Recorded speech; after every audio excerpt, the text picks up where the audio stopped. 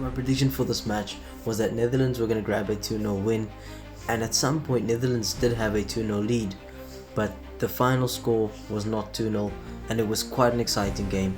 I think it was one of those games where it's going to be a classic as well. I've been saying this about a few games, but this is another one that can be watched over and over. So the first half started, and Netherlands were dominating. They were taking so many shots, and Zion Suzuki, the Japanese goalkeeper, had to go out there and he had to save almost everything that he could possibly save.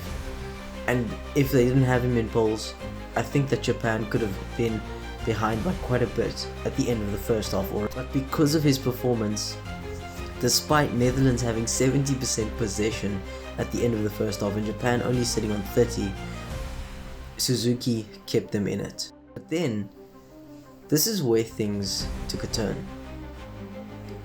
They got to the one point where Virgil van Dijk grabbed the goal. It was 1-0 up for the Netherlands, and 7 minutes later Nakamura grabbed the equalizer. But that was not where the drama ended, because it seemed like Japan were back in it, but at the same time it seemed like Netherlands were going to push on and find their way. And exactly 7 minutes later, Crescencio Somerville grabbed the goal to put them ahead, and things that made it worse for the Netherlands was that when Crescencio Somerville was taken off the field, it's almost as if their attack had sort of dismantled, and they didn't have that sort of tempo that they had, and they didn't really go at Japan as well as they could have. Even though they were trying, the momentum was completely gone once Somerville was gone. And then it just looked like Japan had hit the switch to the point where they were going to completely go out there and push Netherlands to their limit. And that's exactly what they did.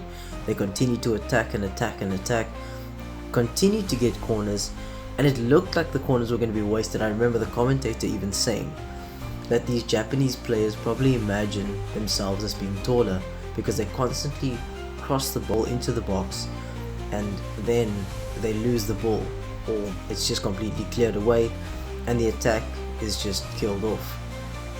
But then it could have been 2 or 3 minutes later, commentator's curse comes and it actually bites him back. The ball is played into the box and it's headed at the corner. It deflects off Kamada's head and into the back of the net, and there was nothing that the Netherlands goalkeeper could do at all. He was close, but not close enough. And unfortunately, that was it. A 2-2 draw. For the Netherlands, it's unfortunate. For Japan, they'll be very happy because they picked up a point. And even at the end of the game, they had the opportunity to try and attack, and they settled. They slowed down the game, and they took their point. And I think it's a smart choice to just take the point against the Netherlands, because if they did mess up and there was a counter-attack, they could have lost it all. But what a game.